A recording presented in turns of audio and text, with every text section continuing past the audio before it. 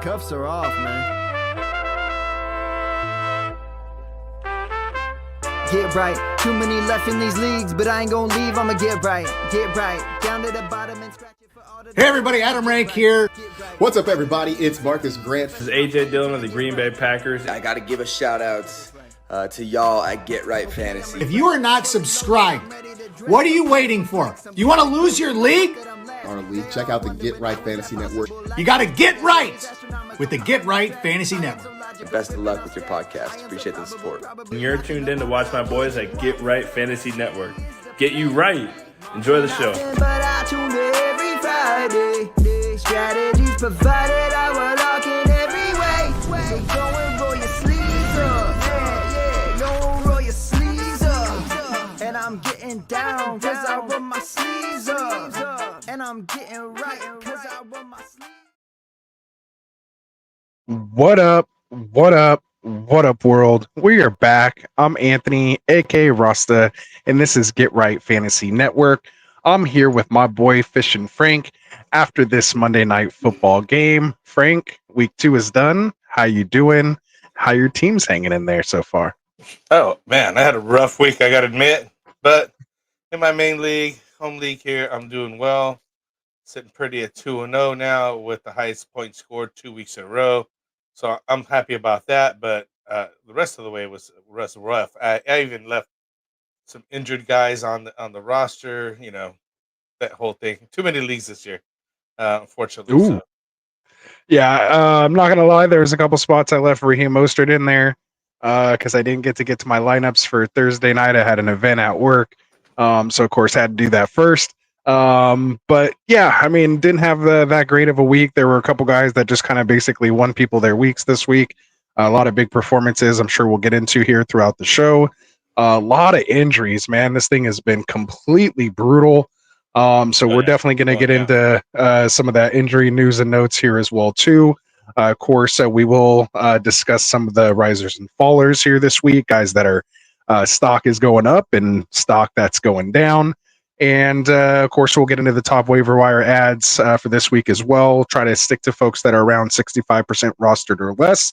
And then, of course, we'll take your questions. So if you have any questions, comments, let us know how you did this week. Drop them here in the chat, or if you're watching this later, let us know in the comment section. And we'll get back to you and interact with you there. Make sure you're hitting that like and subscribe button for us as well. And Frank, why don't you tell the folks that are new here, what our show schedule is here in season. But you didn't tell us how you did this week, though. How was your? I was like 9-8, man. It wasn't a great week. Well, you know what sucks though is. Oh no, not even that. I was worse then. I was like 9 and what do I have? 19 leagues, so 9-10. That's bad. That's it. Yeah. But I was still going off the 17 leagues. League, man. Oh yeah, and that was one of them. And I'm completely out of the 18 league, so I'm only in 18 leagues now moving forward. So. Well, there you go. At least you have that going for you, right? It's I knew I was done on Thursday night. Yeah, I knew I was done on Thursday when Josh Allen didn't do anything. Yeah. And of course, you guys know I lost the bid. I mean, I'm glad I did. I mean, I could have spent $1,000 on Jonathan Taylor wasn't saving me, so, or Brian Robinson. So, there was nothing I could do. It's part of the 18 spot. Here's what we got. Unfortunately, I just wanted to mention that because it is. No, you got to rub it in, because I would talk shit if you were out. So I would do it too. You got to give it to me. But yeah, no, that's all good, man. Unfortunately, he does have to. He's the manager of the league, so he has to be involved in it. Regardless, that's the worst part of it all. No, it's actually the best part because I'm the one who's going to be removing everyone's players from their teams all year. So at least I feel like I'm doing something. Right? Yeah, I'm like the Reaper for sure now. Nice. Well, I'm waiting to see what happens this week, especially with all the auction bids that are going to happen. Yeah, but if you are new to the show here, let's get you familiarized here. We're here on Monday nights, with Rasta here and myself. And we're doing the overreaction Monday show, so we check everything out that we want to see during the Sunday's game and the Monday night game, and just kind of see just kind of overreact. Honestly, sometimes you would just gotta wait, especially about some of these injuries and things like that. The guys actually played during the week. So we're gonna recap some of the games, discuss definitely the top waiver wire ads for week 3. So let's we get that here a little bit later. Tuesdays, we're doing Tycoon is hosting the Fantasy Boardroom, 7 p.m. Pacific time here. Wednesday nights, we got Rasta and myself again. and we're doing the roster management and trade talk show. Also discussing buy, sell trades and hold targets. We're checking that out. And then on Thursdays at 4 p.m., we got Phil hosting the Extra Point leading into the Thursday night football. And then Friday, Friday we got one show at 6 p.m., one show at 8 p.m. The 6 p.m. show's got Mike and Kendall doing the must start sit starts for players on that week. And then the second part of the show starts at 8 with Rasta and Phil. And they're doing, again, still more weekly sit starts and, players on that. So, yeah, that's basically our lineup here so far on Fridays. Saturday, we're bringing up coming soon is the Sweet Life with Cody McGoats, Jack and Cody actually here. Sunday mornings, Mike's always holding it down with the active, inactive, sit starts, Q&A, and the casual DFS lineups. So please remember to like, subscribe, check us out, get the notifications so that you're alerted because we got a weekly, whole week lineup here for you guys. So if you're missing one show, definitely come back. We're trying to add the timestamps for you. So in case you want to hear about something, you want to know about something, please check it out. But the description, links are in the description for some of our partners. Our partners here are, the Extra Point with the Tavern, the Fantasy Football Tavern, and the Boardroom. So all of them are down here, down below. So again, check out the timestamps, the chapters, and let's check it out. So what do we got new here for the channel there, Ant? Yeah, man. So, I was just about to say we got a couple people here in the chats as people are trickling in here. It is a little late. That was on me. But we're a little late here tonight, but we still won't miss the show for you. He says Drake London, Aaron Jones for Josh Jacobs. So just like this, if you have any questions, drop them in here. We will have a whole Q&A section at the end. But because Divi Duel, I haven't seen you before. Hopefully, he does subscribe for us. And if you do want your just question answered right away when we're in the middle of the show, you can drop a super chat. You can leave a comment in the description if you're watching this later on and not live, and we'll answer it there as well too. So again, feel free to send us a super chat as well, or just leave your question, and we'll get to it in the Q&A section down below. But we'll answer this one here real quick, Frank. So Drake London, Aaron Jones for Josh Jacobs, And Pollard. Oh, and Pollard. Oh, that's different. Oh, okay. Yeah, he kind of had that, and then he added the and Pollard down here. I mean, if you had like CMC and you're like hurting and you don't have any other running backs, and maybe add CMC and like Pacheco or something like that, then yeah, I would take this. These are two guys, that I'm feeling good about their situations. Josh Jacobs and Tony Pollard, with the usage that he's getting there and how he looks in Tennessee, looks completely different. Looking more like that guy towards the second half of the season. So I wouldn't mind this, but I do like what I saw out of Drake London tonight in this game, obviously catching the game-winning touchdown. That offense starting to look a little better. So I think, again, you can't overreact one way or another. Obviously, it's part of what we do. But yeah, I mean, I don't hate it given the landscape of running back, which we'll get into here soon when we start talking about injuries. So what do you think, Frank? So does he mean he's getting Josh Jacobs and Pollard? Like, I don't know sure which side he's on. Yeah. So, well, I just answer it either way. Like, it shouldn't matter which way it goes. Like, I see what you're saying. Yeah. Yeah. But, I don't know. It's like in a vacuum. Is on the rise right now. I did like the game. Their offense is going to get better. Obviously, they had that terrible first game. Even they talked to Kirk Cousins right after the game. He's, we're still not 100, like clicking 100%, but they were able to march that ball down the field like no problem on that last run. I haven't seen too much of Aaron Jones this year, but Josh Jacobs looks fire. Pollard looks like he's in good form this year. So I think it all depends on your needs. Do you need a running back situation because somebody else is hurt, or you got some situation where you need extra running backs? Then I'd take the Josh Jacob Pollard side. If you need the wide receiver, then I'd go with Drake London side. Yeah, you probably drafted Drake London as your wide receiver one, so it is hard to give that up. But again, if you had somebody else go down, trading London. He's trading London.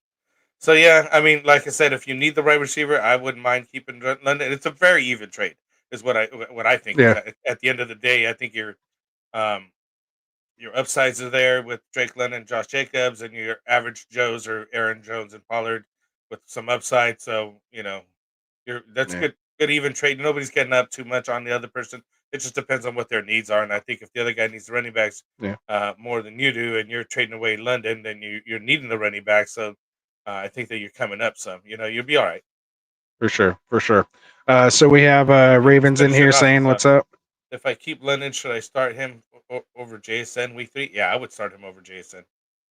Yeah, you're still starting London over Jason. Although I really like Jason. And then we saw what we're what I was kind of talking about all offseason with Jason, and that offense that Ryan Grubb's trying to bring over there, using Jason in a couple different ways. We saw what happened, and this is kind of that progression maybe we're seeing with him maybe taking over instead of locking again. You can't overreact. It's one game. We want to see more of it, but at least we've seen it. Once you see it once, it can happen. So let's just keep on seeing it. So there we go. So keep dropping your questions in there. We see them rolling in. We will get to our live Q&A section again. If you want us to stop, you can. What we're doing, you can drop us a super chat.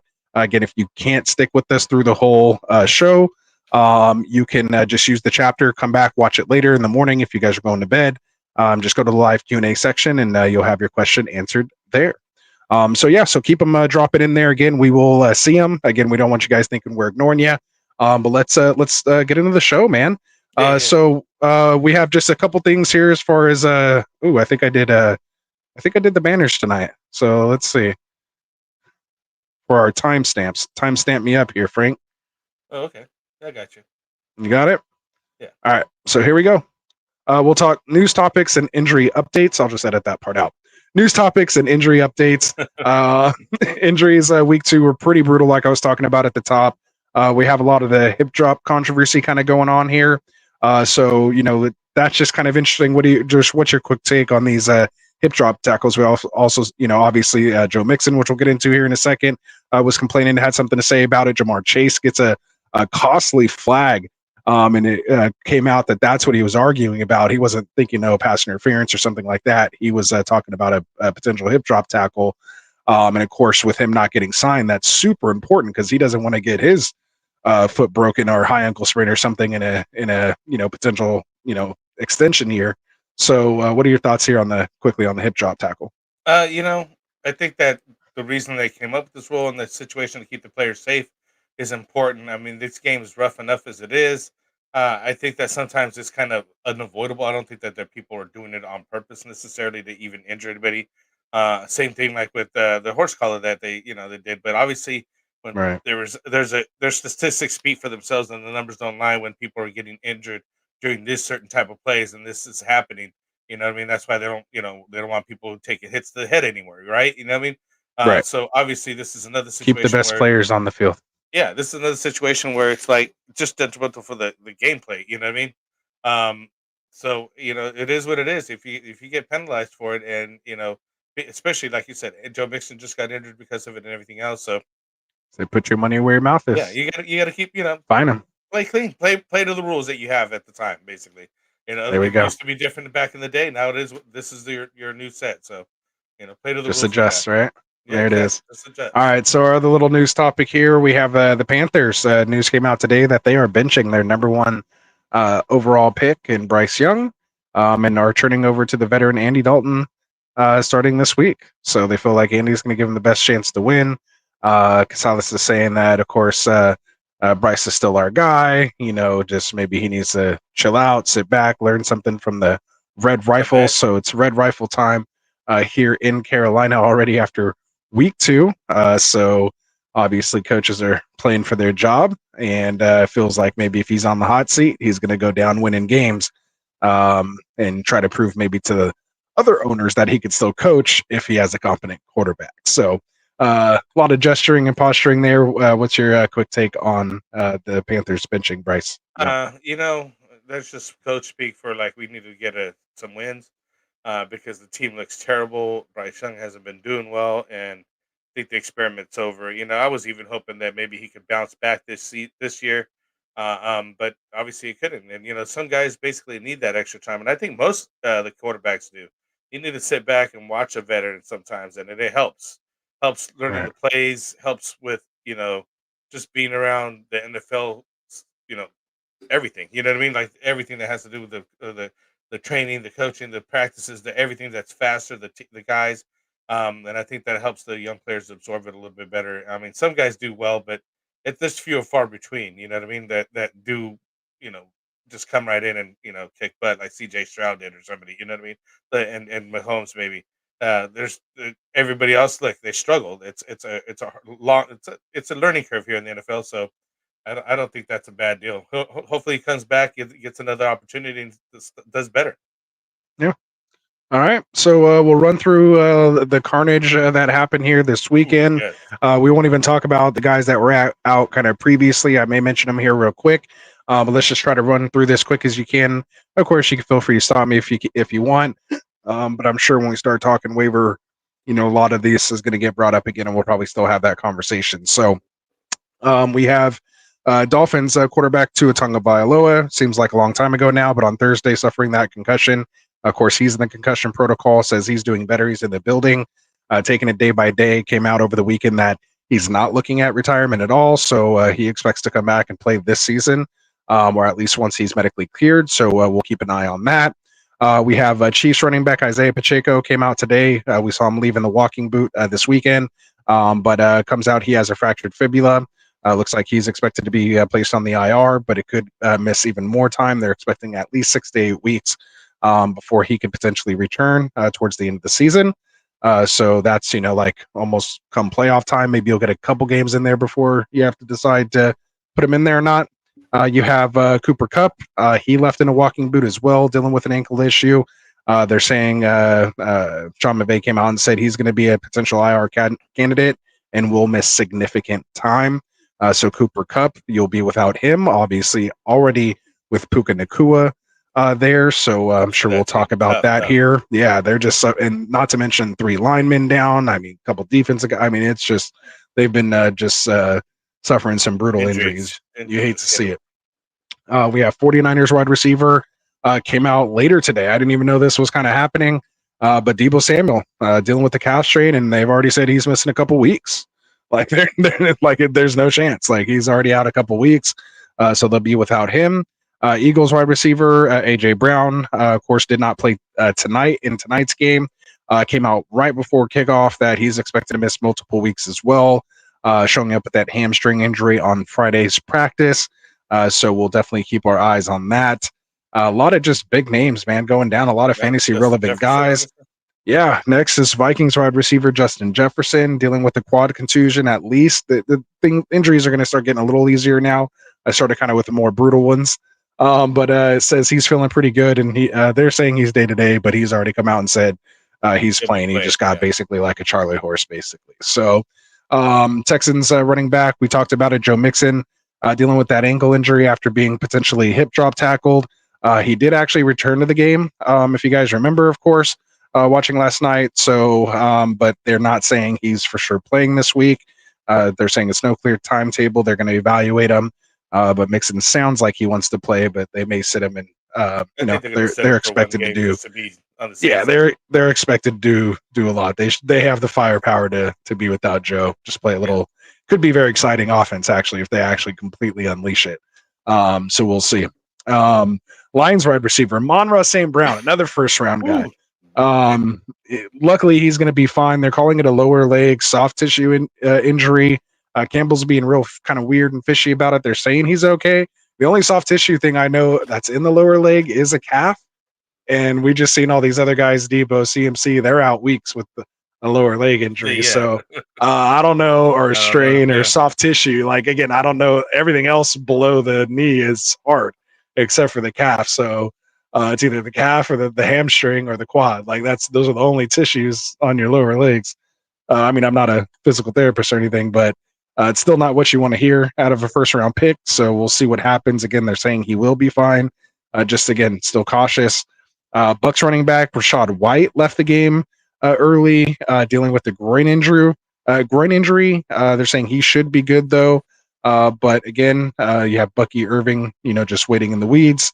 Titans running back Tajay Spears left. They're considering him day to day, nothing serious, dealing with the ankle injury suffered in the Sunday's game. And then you have a little bit of serious issue with the Saints quarterback, tight end, running back, whatever you want to call him, Taysom Hill. dealing with the chest injury, was actually taken to the hospital where he was evaluated and released and is doing good now.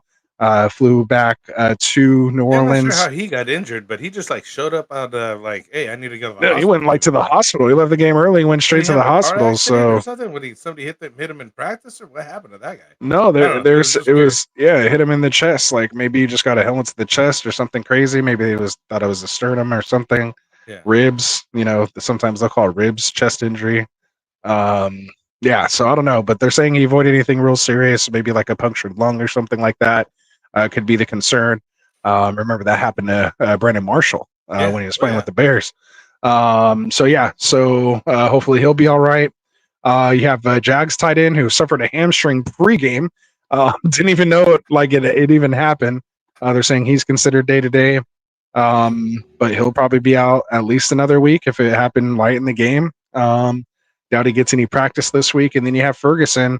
They said he was real close to playing, but the expectation is for him to be back this week. So that's The your only, injury like, news shiny and note notes. at the end there, right? It's like, he should be Yeah, back. yeah. So he should be back. So that try to leave off on some good news there. Hopefully. So any comments to any of that? I mean, we'll probably get into some of it here. Well, Maybe. honestly, not to say that's good. I mean, but all injuries are bad. We don't want people to go down. But this helps, I think, a little bit there for Brandon Ayuk over there with the 49ers. I've been waiting for this guy to step up, and obviously he was holding out and didn't get enough practice or whatever. So this hopefully maybe this pushes it forward that timetable a little bit more, because he's going to have to be targeted a little bit more while Devo's out, right?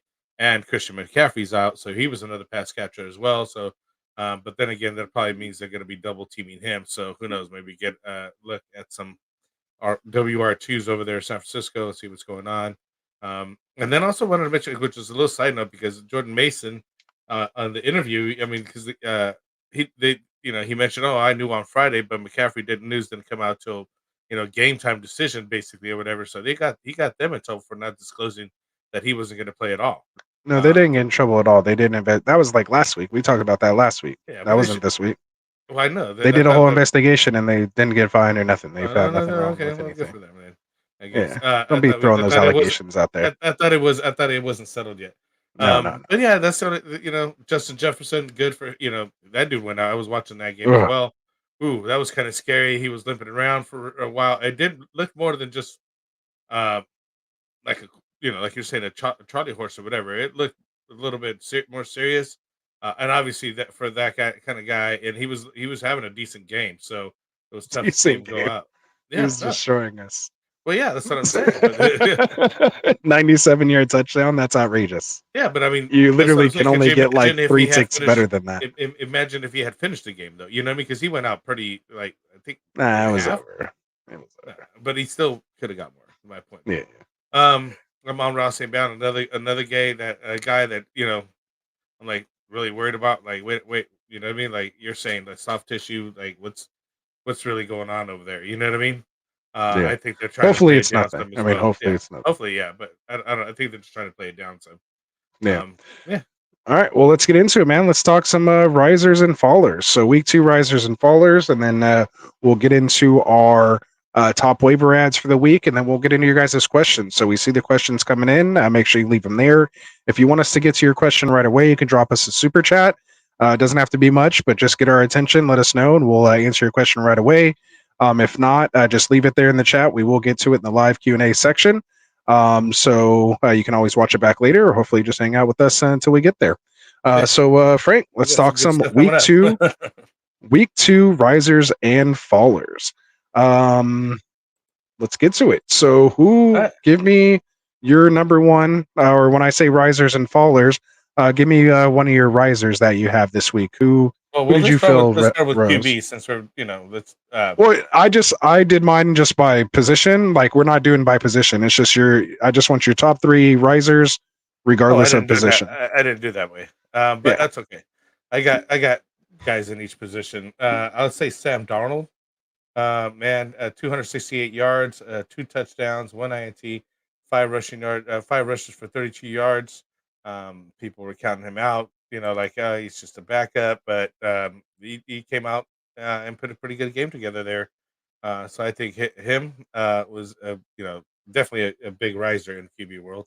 Is he someone you would consider starting in like a one QB league, or is he still just more like a you feel a little more comfortable with him as like a QB 2, 3 in a super flex I think league, or I'm moving towards QB starting situation. Definitely a 2 QB league starter.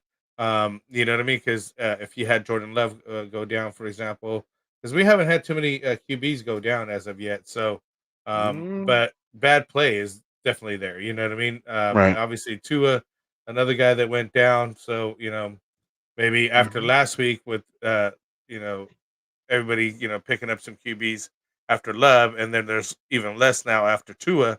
You might want to start considering him, right? Yeah, and we'll get into that when we talk waivers. Yeah. Give me your next riser. Whose stock rose the most? Whose name do you feel is on the radar in fantasy football heading into week 3? Another guy is JMO. I really like JMO. He went 5 of 11 for Jameson 79. Williams. 79. Yeah, I'm still kicking myself in the butt for not keeping him in one of our keeper leagues. I think I'm going to feel just a lot of keeper remorse or non-keeper remorse on that guy. And I think he's another guy that just he's on the rise. If anything, I think this is his yeah. breakout season.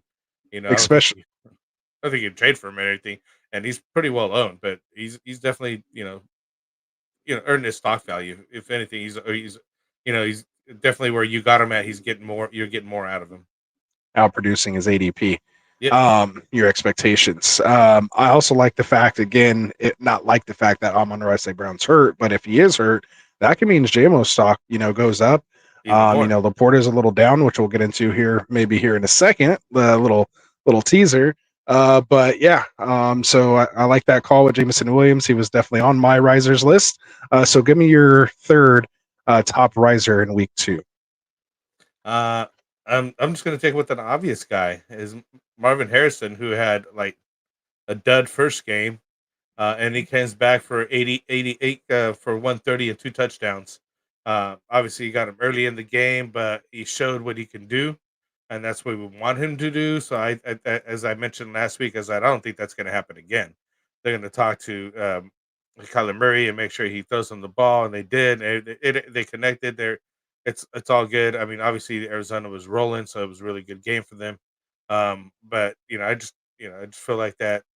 That after that first week, people were really wondering, hey, this rookie really got it, and he shows what he can do, and he is a pro. So I For think it's sure. another riser there. I mean, obviously you're paid for the stock on that guy because he was another number 1 draft pick that gave you a dud in week 1. So it was kind of rough. For sure. For sure. And yeah, no, I mean, I agree with that as well. So yeah, no, not a bad top 3. I'll give you my top 3 here. One guy I want to mention for sure. I think he's starting to become almost a weekly must start until we start to see different. Rashid Shaheed coming out with another big game here this week. I mean, just with the Saints, playing like crazy. I mean, he goes 4 for 96 yards with another touchdown. So back-to-back scoring games. Again, not high volume targets, but I think Derek Carr only threw the ball like 16 times. So if he got four targets and caught all 4 of them, and usually his average depth of target again for 96 yards, like he's running down the field. So if he's connecting that accurately and with a 25% target share in this offense, with Kamara still doing his thing, and again, they did it against Washington, which we kind of were like, it's just Washington. It's one game. Then they come back and did it against this Dallas defense, which I know probably gave you a little bit of respect. Oh, yeah. Understanding they neutralized, and we thought Parsons was just going to eat with no ram check there. But they were able to pretty much nullify him. I didn't really hear his name get called too much during that game. They were just, I think they've scored on like 9 straight possessions, or something crazy like that, heading back into last game. The Saints are just a hot team right now. They're on a roll, 2-0. Rashid Shaheed, man, I think he's someone you should look to get. Maybe jumping a little ahead. But yeah, he's definitely one of my he's one of my risers here. Forgot what segment we were in. So yeah, another one I want to point out. It's all right. So I'm gonna go with Zay Flowers. I was thinking of going with a different like position, Yeah. but me and these wide receivers, it was stuff I want to see. I think what we've seen, is clearly that he is going to be the almost Amon-Ra St. Brown, if you will, of this Baltimore offense. It was tough to see them not really be able to move the ball against this Raiders defense, which Spillane and a couple of these other guys, Mason Crosby was just kind of wrecking things. Like they have some players on the defensive side of the ball there with the Raiders. I'll give them that. So they kind of have Baltimore shook up. They're 0-2 right now. But I think what we've seen from a target perspective from Zay Flowers, again, coming from someone like Lamar, and the fact that he's always, because of Lamar's, elusiveness, in a scramble drill, Zay Flowers can get behind the defense and be able to make a big play. I mean, I know we're going to be able to see some of those, but I love 10 targets last game, 11 targets this game, 6 catches, 7 catches. Some of them, aren't quite there. But again, this last game, 7 for 11 for 91 and a touchdown, 22.1 full PPR points. Out of this guy who's 5'9", 175, in this kind of, rushing offense with Derrick Henry and Lamar Jackson, getting that type of target share and, that type of attention. And they're finding ways to get him the ball. So I like what I see there in Zay Flowers. I put him in. I have him like as the third wide receiver, and I was like, I'm gonna try him out, and he did very well this week, and I was happy. I was like, yeah, that's definitely for sure just started for you. Yeah, and I can't believe I'm doing this, but I'm gonna say like almost two. I honestly can't even believe what I'm about to say, but my biggest riser, man, for especially just for me personally, but also in the fantasy world, Brock Bowers, man. Brock MF and Bowers, man. I'm about to say two good things about the Raiders in one segment. Brock Bowers, man, coming off a 9 for 9 for 98 yards. We knew the Raiders aren't going to score touchdowns, right? So, but this dude right now is sitting at the tight end 2, I believe, overall, so far without even scoring a touchdown at the tight end position. So to me, that's pretty impressive considering there's guys like Laporta and Kelsey and Andrews and all these other guys. This guy comes out. We heard about, his abilities, and Gardner Minshew is targeting in, on him. So 6 for 8 last game for 58 yards. And then again, against this Baltimore defense, which we know is stingy, 9 for 9, and he gets Carolina next. So who knows what's going to happen there. So I stand corrected on Brock Bowers, man. So there you go, Joe. I stand corrected, man. At least I didn't say it with my Niners hat on, so no one can clip that. So there we go, man. So there you go, all you Raiders fans. I stand corrected, but I do at least have one share of him in a dynasty league, so I'm kind of happy about that. They got somebody pretty good there in Brock Bowers. That's what we're saying here. There you go. So good job. So Brock Bowers, definitely one of my risers here this week.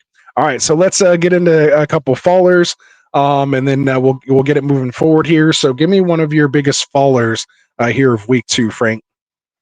Whose stock just fell out the most for you this week? Well, we already talked about the aforementioned Bryce Young, right, with 84 yards. Let's not talk benching or injury. That's the other thing is we're not trying to involve obviously people who get hurt or. But he is a follower. Come on. I guess it was based on performance, but yes, Deshaun Watson, another guy. There you go. That's better. That's better. 22 of 36 for 186 yards, no touchdowns. He's still QB9 though. I don't know what's going on with that. He's a follower as far as I'm concerned. I don't know if that guy's going to keep his job too much longer either. You know what I mean? For as much as they paid for him, they're kind of stuck with that guy. But I don't see 12. Yeah, exactly. And 6 point. Zamir White, another guy, 9 for 24, rushing 3 of 4 for 14 yards in receiving. I know you drafted him for more, higher, expected more from this guy. Not you. Not me. Yeah. I didn't touch him. Yeah, he's not on my team. Some of you guys thought that's why I cut the line with the Raider love there. Exactly.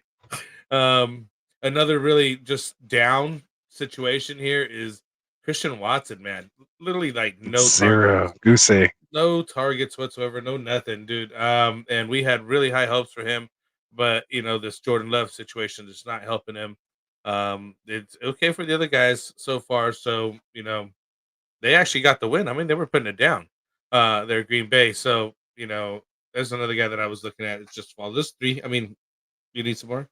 I mean, because I'll No, give you like 3's 3 good. tight ends. No, I'm like, yeah, we can go in. No, hey, so all right, so since you started there, I'll start there. All right. So my biggest fallers this week, I'm just gonna say the top 5 drafted tight ends. I'm gonna just lump them all basically in Let's one, go with except that. for McBride. Let's just take McBride out and put Pitts right in there since he didn't really do too much tonight. I don't think. I can't remember. I think I heard his name called like once or twice. Once or twice. Which hopefully Mike won. I think he had like $100 if Pitts caught like 2 or 3 balls or something like that. That might have been real close. Look that up for me real quick. What was the stat line? But yeah, so I'm going to say my risers are the top 5 tight ends, man. To me, Laporta, just more, kind of heading that field to see, him not really getting the target share, interestingly enough, is the weirdest thing to me. Just his usage, obviously real weird with Amon-Ra St. Brown, the first week. Looks like Joe's saying here 2 for 20. Is that what it was? So, I mean, it's Pitts? just, yeah, for Pitts, 2 for 20. Pitts, So, 3 receptions, 4 targets, 20 yards. oh, okay. So we got a third one in there. So Mike, it sounds like Mike won. Oh, so that's good. Oh, Joe says the last one was 11 yarder to beat him. Yeah, that's tough. All right. 11, So 11 for the long one. That's what he got. 11 yards. yeah. So just so back to Sam Laporta here.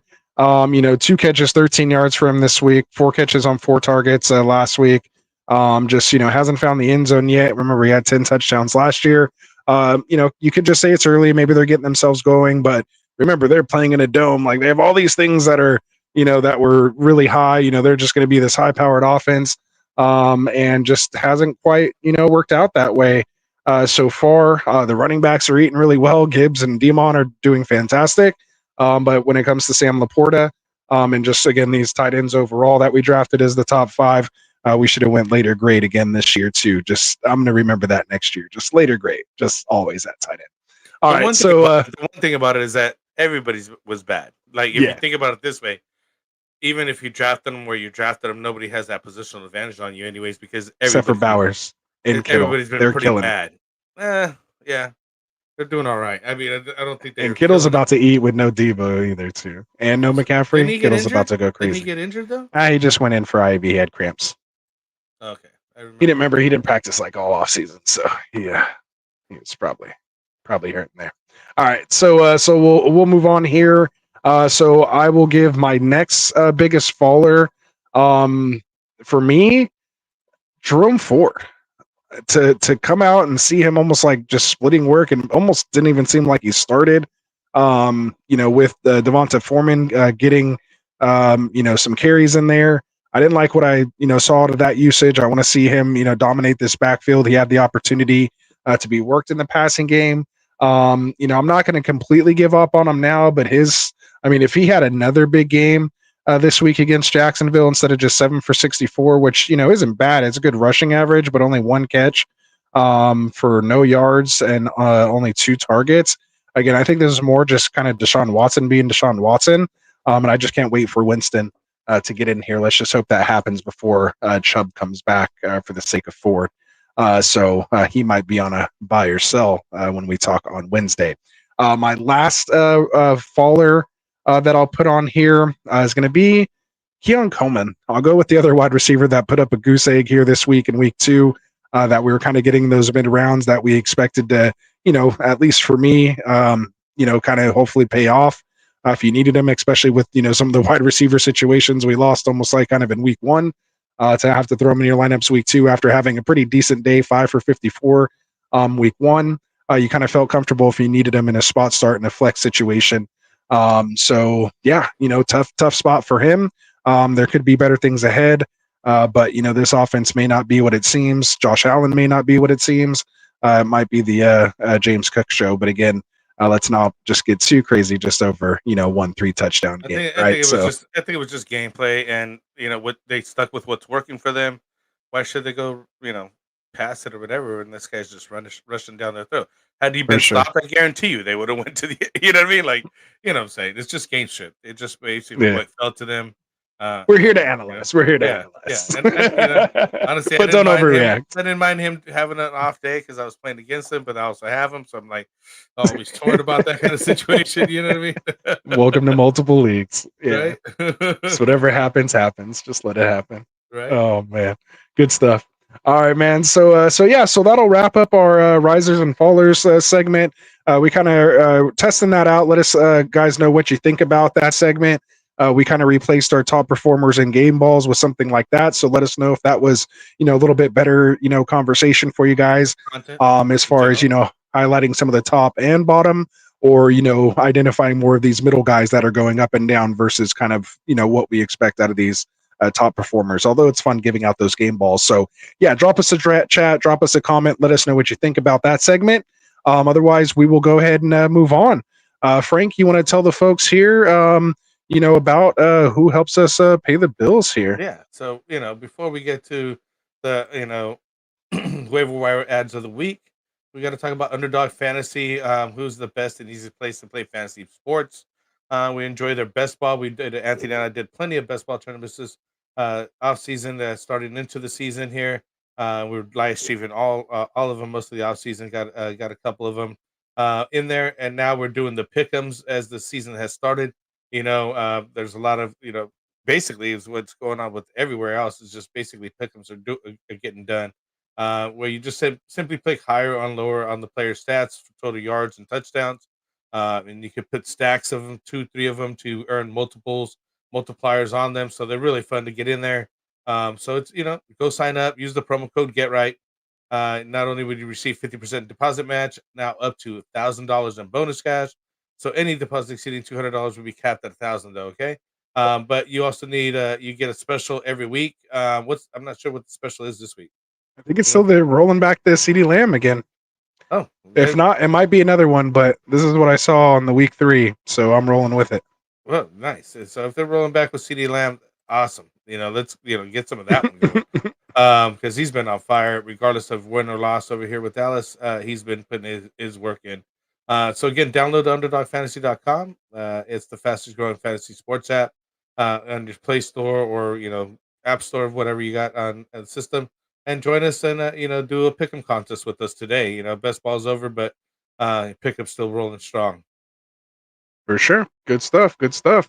All right. So with that said, we will roll right into our next segment, which is going to be our top waiver wire ads for the week. Heading into week 3, we will talk about the waiver ads kind of by position versus just our top, guys. So we'll kind of break it down, hopefully, for you guys a little more depth. As far as who you might be looking for, maybe some in, some higher owned leagues and lower stake leagues. But again, we do try to keep it to under 65%. So let's start with the waiver wire ads at the quarterback position. So Frank, do you have any quarterbacks here that you want to mention? We talked about obviously Tua going down. Unfortunately, we have the benching with Bryce Young. Caleb Williams isn't playing well. Who are some quarterbacks that you might want to take a look at here? I'll give you the aforementioned riser there in Sam Darnold. He is worth a shot out there. Again, decent game, really low, very little ownership. 13% Yahoo, 4% ESPN. I didn't check Sleeper, but obviously it's not that high. In either of these platforms, I don't think he's going to be high in Sleeper. Again, last week he had 17 to 26 for 268 yards. 2 touchdowns, 1 INT. Similar game week 1, 19 to 24 with 208 yards, 2 touchdowns, 1 INT. 15 and 20 respective fantasy points. Looking to face Houston next, and then Green Bay, and then the Jets, which has a rough game there against the Jets. But Houston and Green Bay is doable, and he's been looking good. If you need somebody with Jordan Love and or Tua going down. Some of these guys are available out there in your leagues, and it depends on how deep and how many backups people keep and things like that in your league that you may have some guys available or literally nobody, right? Yep. And there you go. So another name I'm going to go with here is for one of my top quarterback ads is the QB2 overall in fantasy so far right now, owned in only 21% of leagues on Sleeper, Mr. Derek Carr. And do I say high-powered Saints offense. Never thought I'd say such words in such succession. Ooh, that's like a little tongue twister. Notice how I kind of slowed down and took my time there. I didn't want to have a blooper that someone could cut on me. But yeah, man, Derek Carr, again, 21% owned. Just, again, not having a ton of attempts, but very efficient. 11 completions on only 16 attempts for 243 yards. Again, a lot of big plays to Shaheed. Alvin Kamara doing a lot of things after the catch. 2 touchdowns. Did have a pick this last game. But, the game before, 19 completions on 23 attempts for 200 yards and 3 touchdowns. 27.3 and 6 point per passing touchdown leagues in week 1, 25.82 in week 2. So he's playing well. And I mean, as long as he's healthy, we've seen him produce, high numbers with, guys like Adams and support guys like Darren Waller back when he was a real thing before he went to the Giants and got hurt and all that stuff. So, he's been able to, put these, fantasy players in position. So something to keep your eye on, and definitely some faith for you Olave owners, myself included, out there. So who else you got at quarterback that you want to mention? I'll take a look at Geno Smith, another guy who's low percentage, 34%. Yahoo, 13%. ESPN went for 33 of 44, 327 yards and a touchdown. They did you 18 and 17 points, respectively. Basically 18 and 18 the last 2 weeks here against Denver and New England. Looking to match up against Miami, Detroit, and the Giants. Then he finally has a rough matchup with San Francisco. So three pretty decent games coming up. Definitely worth taking a look at over there. Again, another guy with low ownership percentage, good value going forward. And so I definitely take a look at Geno Smith. There you go. And I would say those 3, maybe Sam Darnold's kind of maybe the lowest one out of those 3. But those 2 guys are guys that you might even be considering in 1 quarterback leagues right now. Absolutely. And 2 quarterback leagues. And definitely if you lost, Love or Tua, someone like Carr, Geno, or even like you said, Darnold would be good, targets to go after. For those that are in maybe deeper super flex leagues, or even some dynasty leagues with deeper benches, these 2 guys might actually be out there. Andy Dalton, obviously coming in for Bryce Young, like you mentioned earlier, only 9% owned on Sleeper. You may or may have the numbers for me there on Yahoo and ESPN. And then also Skylar Thompson, the backup Tutu Tagovailoa. We expect him to miss multiple weeks. So with the bye weeks, coming up here soon, weeks 5 and 6, guys like Jalen Hurts and, a couple guys like that with those week 5, I think Jared Goff, a couple of these guys have some bye weeks coming up. So these are guys in those super flex leagues, especially if you're like me and only drafted 2 and you're like, oh, okay, what's going to happen? These are the guys you were hoping to be available come that time that you didn't have to waste draft capital on. Throw a little fab at them and see if you can add them to your lineups. For those folks, literally 0 on ESPN, 0 on Yahoo. I think the only reason the Sleeper has people on there is because they have dynasty stuff. Exactly. Yeah. So there you go. So basically, he's out there. Anywhere. There's your deeper waiver ads for you guys. See, we're trying to help even you guys out that are in these crazy leagues. And of course, if you did have to rank it, Frank, as far as how much fab you're spending on someone like Derek Carr, it's kind of hard at a quarterback position, but just tell me in a range of, you're going to empty it out, you're going to be careful, or just kind of throw something. You don't have to be too specific. 15% max, 15 to 17 max. Geno around 10 or 11. Yeah, I was thinking 12 maybe. Yeah. And Darnold, maybe 5 to 8. Not even. Oh, well, it's different though, because if you're going after those guys and it's those deeper leagues, those are those leagues you might have to actually pay 20%. Yeah. Especially if you're missing a quarterback, you might have people that just want to buy the quarterback because they know they might be able to turn around and trade him to you. And we'll get into that on Wednesday. Just to block it. Or just for to roster block management. No, I'm playing him next week. You're not starting the quarterback next week. Exactly. So there could be some gamesmanship like that out there. So that's why I love doing Fab Bigs. It makes it fun seeing what's happened. So any other quarterbacks you kind of want to mention? You had one good. I noticed this week. I'll mention him for you. Actually, Justin Fields. He was your one of your top ads last week. Still only 30. I think he went from like 19 to now 33% owned. So people still not really feeling him a lot here on Sleeper. Maybe a little higher on the other platforms, but Justin Fields looks like he might get the starting job. Tomlin didn't give Wilson the job back. Basically, just said if he plays well, which I think he actually looked pretty decent this week. He has a good defense. He just needs to not turn the ball over, and he might be kind of maybe what the Steelers, He needs to offense just take the needs. sacks and not try so hard. He went 117 yards, one touchdown, 8 rushes for 27. He just needs to play smart, hold the ball, But he don't had turn he it had a over. ton of big plays called back because of like holding penalties that weren't Yeah. his fault. So Don't worry, I actually thought he played well, and it affected some of his stats. Yeah. In that game. So he might be Fields for you guys who held on to Fields or had some faith in him this year, especially in those super flex leagues. Seen him go like in the 13th round. I was like, what are you guys even thinking? Kudos to you.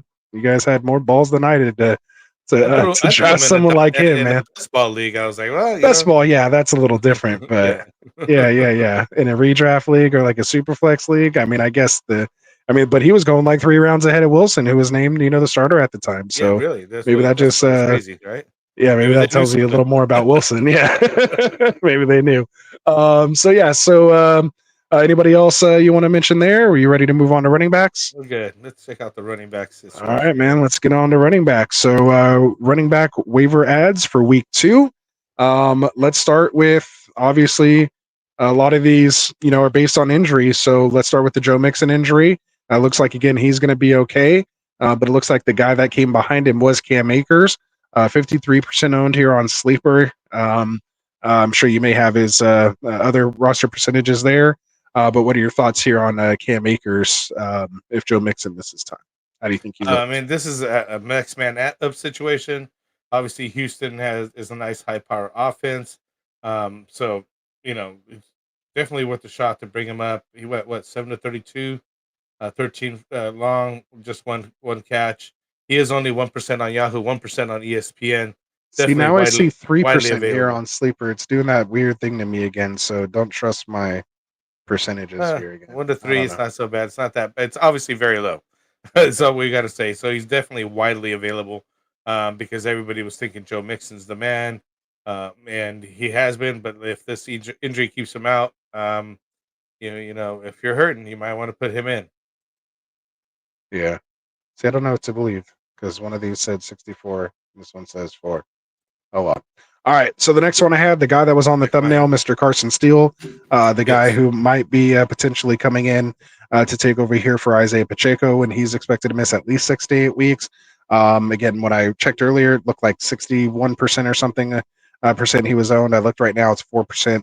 Frank, maybe you can help me out on the other platforms, maybe a little more realistic idea. Says 4%. Yeah, exactly. Let's see what it says over here. Yeah, so more like 4% on that side. So that's probably what it is here on this side too. Probably around that for Sleeper. Obviously, maybe a little more because of Dynasty, but yeah. So the only problem with him is again, he might be like a Peyton Hillis, type guy. He might be, again, what did he run? Like a 4.7 or something like that. He was actually even slower than Tyler Algier. So he's probably not going to break any big long runs. But he might be able to score some touchdowns if they get close. Did have that bad fumble, so we don't know how that may affect it. But obviously they still trust him enough. They said they were going to keep it in house. However, they did later on in the day came out that they might be open to reunion with Kareem Hunt, and I think he's going to make a visit. So, and for Kareem Hunt, just real quick before I throw it over to you, Frank, Kareem Hunt is technically still a free agent, so he's not on waivers. So go check your league right now. You can add Kareem Hunt and not even have to wait for waivers to clear. So check that out. Depending on your settings, might be able to take advantage there. So who else you got? I do have him in a dynasty league, and I've been waiting around, see what happens. You know what I mean? Like I didn't have a reason to drop him, so I was like, I'll just hold on to him. He could be my drop guy later on. Carson Steele is about 3% Yahoo, 2% ESPN. I think we're gonna have to figure out who the get man is, or there's gonna be split carries with him and Samaje Perine. I think P Ryan might get the upper hand, being more of a vet, and it seemed like he was getting more gameplay during even when Pacheco was there. P Ryan's 4% Yahoo, 3% ESPN, and what is he 4% sleeper? So right there, very low ownership. I'm sorry, 8% on sleeper for P Ryan. So still very low. He's widely available. It's kind of pick your Where's poison. 59? Like I had 59 on there a second ago. Like I don't know which one's correct. So I apologize, guys. Yeah, no worries. But just look for him in your leagues. Doesn't matter I what the mean, percentage is. Just look for the guy. who do you think is going to be the guy though? That's the question. Is it going to be P Ryan Right. or I think P Ryan Steele? at least keeps like the third down role. Let's just see who's going to get those early down work and the goal line touches more importantly. But I think I could easily see it being kind of like P Ryan working in between the 20s, so to speak, and in third down and passing situations because I think he's the better pass blocker and he knows what to do there. And he's more of a threat, I think, in the passing game. And then, if they do get close, I mean, they have a ton of options with Andy Reid, but Steele could just come in there and kind of vulture some touchdowns. I Maybe think not a that's lot what of ton of happened. I yards, think but that's yeah, well said because Steele seems like you're saying slower, but he's a bigger, bulkier running back. When I seen him have one or two plays, I was like, "Ooh, this guy looks yeah, pretty good." way too big But it's just not enough. You know what I mean? Like, there's not enough touches. So let's see what happens when he actually gets some work. Maybe go with the younger hand. for sure, Depends for on sure. depends on what your needs are, right? Too as well. I mean, sometimes you don't even have to go after these guys. They're Hmm. not going to totally benefit your team, and especially if they're Yeah, crapshoot as to who's going to get the work, right? yeah, and I mean, a lot of the times, I mean, the last real relevant, back out of, out of here's why we're all excited about Pacheco, was Kareem Hunt. Interestingly enough, we've always been so excited about this position in this offense, but no one's really been able to do anything. I think I heard a stat earlier that I don't think any Kansas City Chiefs running back has rushed for over like 600 yards. I don't think, like since Kareem Hunt or something like that in the last couple of years. So Yeah. it's been tough. So again, and last thing to consider is it could be CEH. He's on the PUP Yeah, he's still injured. NFI list, dealing with that PTSD. Obviously, thoughts go out with him on that. But if he does come back, maybe he's the one who takes kind of that role. Maybe it's a split between him and P Ryan, because of course he's more athletically, I would say, gifted, or at least shown those statistics over Steele. But again, who knows where his head's at when it comes to that. So again, a lot of moving parts. I wouldn't dump a lot of fab on these guys. Maybe just take a shot on which one you think is the best, depending on what you need for your team. And what your settings are. Obviously, if you're in maybe half or non-PPR, maybe you lean more towards Steele. If you're in a full PPR league, maybe your potential target's P Ryan. Either way, this injury to Pacheco to me means we might see 5,000 passing yard Mahomes now, which I would love to see, and get them out of this just run and play defense type offense. Maybe Hit a big play here and there. up, man. Get him to do Yeah, just get him going again. So yeah, so there we go. I mentioned Devonta Foreman earlier as well too. Just another name to keep an eye out with him starting to get worked in behind Ford. Again, just a name to kind of keep an eye on. We see again. We're going to go back to all the questions in the chat. If you guys do have questions, drop them here in the chat or leave a comment for us if you're watching this later. If you want us to stop what we're doing and get to your super chat or get to your chat right away, you can drop us a super chat. If not, we will answer as many as we can when we get done here with the waiver ads. So with that said, Frank, any other running backs? Are you ready to move on to wide receivers? No, we're good on the running backs. I don't know about the last one about CEH. I know that he's got that PTSD. I just don't think he's coming back right then for this whole situation. I think that adds even more stress for somebody who's dealing with something like that. You know what I mean? Like, it's all a mental game. Yeah, you never know for him. But hopefully he comes back. It would be good because then he would be the guy to pick up. Definitely, if he's the one that's going to be able to play, I would definitely go get CEH over the other two aforementioned guys. For sure. All right, so let's get into the waiver wire ads at the wide receiver position here, heading into week 3. I'm going to go with the guy I talked about earlier, Rashid Shaheed. Now, I don't know if this is the right right percentage, but I showed him, I believe, at 56% owned earlier, but I will look at it now. Shaheed. Oops, that's Shakir. Rashid Shaheed. Oh, it's 56. It matched for once. Wow. Really, Okay. right? All right. So there we go. Yahoo, 45% ESPN. All right. So fits all the metrics under 65% in all platforms. This guy should be 80%, 90% owned by next week. He needs to be there. Again, they get to play Carolina again. They're going to play the Eagles, which seem to be giving up points to the wide receiver position. Looks like some good matchups, that they have. Rashid Shaheed, until further notice, man, get him on your team if you can. Seems to be out there. If you're hurting at wide receiver with Debo going down, with Puka and Cup and all these guys going down, maybe Amon-Ra banged up, Jamar Chase not doing anything. Rashid Shaheed could be your answer there. Could be this year's league winner if the Saints offense continues to play this way. These are the guys that you kind of take a stab at early. Maybe, dark horse that you didn't think was going to come out there. These are how they always worked. Remember, we thought the Rams offense was going to be one of the worst offenses in the league last year. They have a guy named Kyron and Puka come out and be league winners, top 5, top 10 at their position. So maybe this is Shaheed's time. Go take a look. I'll state my case there. Who do you got for wide receiver? He's like my number one right now. Is your kind of number feeling one Shaheed. right here? Yeah. Kind of feeling Shaheed here in week 2. It may not age well, but I'm feeling him right now. Let's say Alec Pierce here. He's had a pretty good 2 weeks here. Michael Pittman seems to be on the way down right now. He had 7 catches for 52 yards. Pierce has put up some pretty decent numbers. And that's, not too many guys are out there, honestly, for wide receivers. A lot of the guys were already basically taken. Even this guy, he's at 20% Yahoo, 0% ESPN. Last game, he ended up with 5 for 7, 56 yards and a touchdown. He did start the week 1 with 3 for 3, 125 yards and a touchdown. He's putting up some decent, touchdowns and numbers and targets now that increased over the last week there. I think Richardson likes him better a little bit. I don't know. We don't know what's going on over there, but I know the Pittman I had, drafted higher for him and everything else. So, and here's Alex Pierce just kind of stealing the show, and also getting some looks from Adonai Mitchell over there as well. So all those guys, these 2 guys are eating into Michael Pittman, but I like Alex Pierce. There you go. Yeah, and of course he was on the thumbnail for us here as well. So good call on that.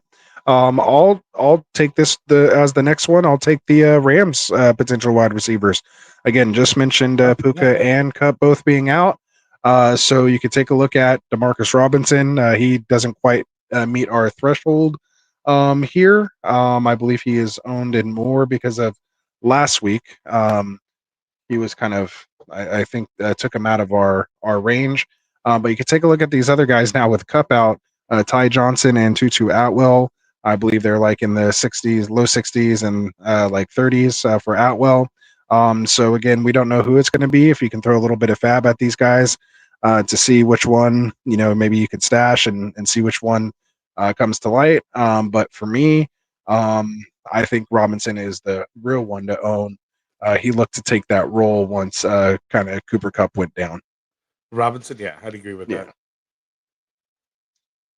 And who we got lastly? Yeah, he's 56% rostered, it looks like, Robinson. So I guess he is in there. So I'll just take all 3 of them then. So who else you got? Well, we got the last guy here on the list is Jalen Tolbert. Let's take a look at him. Yeah, he's getting in there, getting some touches over there. Dallas, it can't always be CD, and we are passing a lot over there. Really low targets, 2% Yahoo, 6% ESPN, 9 targets, 6 receptions, 82 yards. He'll get the touchdown here coming up, but he's getting the looks over there. So let's see what happens here going forward. It's more of a deeper stash on this guy, I say. But depending on your needs and what you're going on in your league, you might want to start looking for these guys. For sure. And yeah, I like that as a stash. A good call. You know, one thing I do like to chase is targets because you have to earn targets, and that means you're either getting open or you were designed into a play. But yeah, to have 9 targets is what you kind of want to see from a younger player. You know, and maybe they're trying to do that to open up CD a little more. You got to show, you know, you can't throw it to him 300 times. You know, you got to be able to throw it to somebody else. So somebody else can be a little bit of a threat. This could be your guy. So you never know. Part of a high-powered offense, we've seen Dak get off to slow starts in the past and then just come blazing back and be on an MVP, you know, type level once he gets a little fire lit under him. And the rubber starts to hit the road, so to speak, and that pressure starts spitting on him. Some people are just better under pressure, I guess. When you're in the hot seat, maybe he just performs at his best in that situation. So we'll see what happens. You know, maybe he's just this game started. he just signed his check. Like, maybe he was just kind of like, all right, maybe he's ready to kick it in gear now. You know, maybe he just partied a little too hard. You know, I think it was the whole. I think it was the whole team as everybody, dude. Because even Parsons was talking after the game, and he had like a show where he was like everybody equally was not doing their best, playing their best. You know what I mean, and so on. Yeah. So it was a team loss, and sometimes that happens. You can't win them all, anyways. They weren't planning to go undefeated, so sometimes you got to. Sometimes it's good to take that early, you know, hit to snap you up, slap you up, wake you up, and realize, hey, you gotta come out and win every one of these. These guys ain't gonna give you a gimme, right? Yeah, definitely not in the NFL. It doesn't even matter what team it is, even if it's the low Ask team on Baltimore. football. Ask Baltimore if winning games in the NFL is easy. Exactly. Don't look any team over, man, because those guys are they're hungry too, man. They don't want to lose. They get paid too. All right, so good stuff there. One other honorable mention I have is Jalen Naylor. Obviously, with Addison out, if it does tend to linger a little bit, he did get 3 catches for 54 yards. That's 13.5 yards per target. He did score the touchdown, 3 for 4, and played 93% of the snaps with Addison out. That's what I like to see as well. We're chasing targets. We're chasing. You got to be on the field, right? Being on the field equals targets, equals touches, equals touchdowns, right, Frank? Yeah. So that's just back from like our second show ever we did. Yeah, sometimes it's as simple as that. Maybe if Jefferson is a little banged up, look at Jalen Naylor as a potential option here. So only 4% owned for you deeper league guys. Maybe you guillotine guys. Maybe this is someone you can throw into your lineups and get a little production. 14.4 PPR points this week. So there we go. All right, so let's get into tight ends here really quick. We mention Quentin Johnson? Yeah, I think he was outside of my range, but since I maybe it wasn't correct. Let me check his roster percentage. Yeah, see, now I only see it at 16%. 7% Yahoo, 4% Okay. ESPN. Earlier it showed him at like 80-something% or something. So I was like, oh, I can't put him on there. I think it was like 82%. I was like, really? That many people have QJ still? Just hold on to him. Yeah. But yeah, so yeah, Quentin Johnston. Good call, Frank. Go ahead. Yeah. Quentin Johnston. 5 for 6, 51 yards, 2 touchdowns. I'm not falling for it, but go ahead. Sorry. He said, I'm not falling for it. No. Somebody's got to catch the ball. We said that at the beginning of the year. We were hoping it's going to be Josh Palmer, but he hasn't come through. So I'm waiting on that guy. You know, he 2 Ladd touchdowns. still developing. Yeah, Ladd McConkey's still, you know, trying to, you know, be somebody over there. But Quentin Johnston's been there before. He's got a couple years under his belt. First round pick. He has the pedigree. Yeah, so let's see what happens with them. Another guy that I liked tonight's game, Darnell Mooney.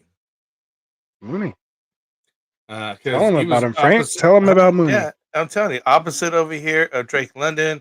Had a really nice night tonight. 3 of 7 targets, 88 yards in the TD, and it was looking like he was getting targeted again. The 3 receptions. The targets is what you're looking for because eventually they'll become the touches and the catches and get the touchdowns for him. So I like that he was involved over there in Atlanta. Kirk looks a lot better. He's only 15% on Yahoo, 63% on ESPN. 31 on Sleeper. 31 possibly. On Sleeper. So, you know, suspectedly in Sleeper. So, allegedly, yeah. Allegedly on Sleeper. So, somebody who's out there, I think he's worth a shot. And I like what I've seen. I like that they had a get right game, and things are looking better over there. So, I like that. I like when you do that, Frank. Slip that in there like that. That's well done. Right?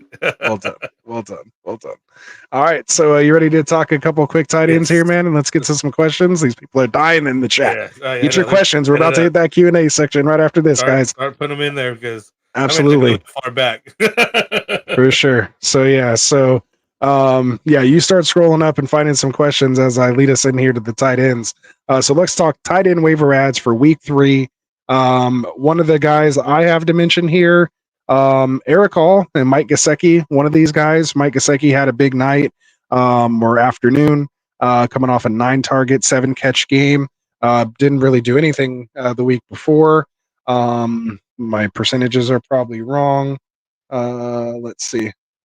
So I show him as 10% rostered here on Sleeper.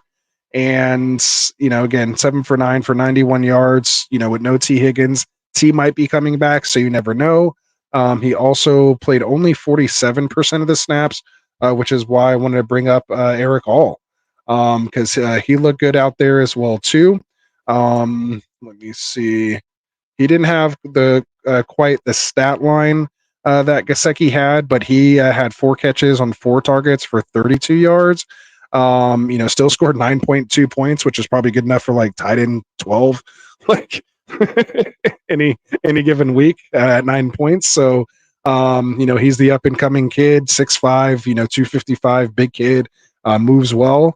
So yeah, he was one of my sleepers. Guy I've drafted a couple places in best ball.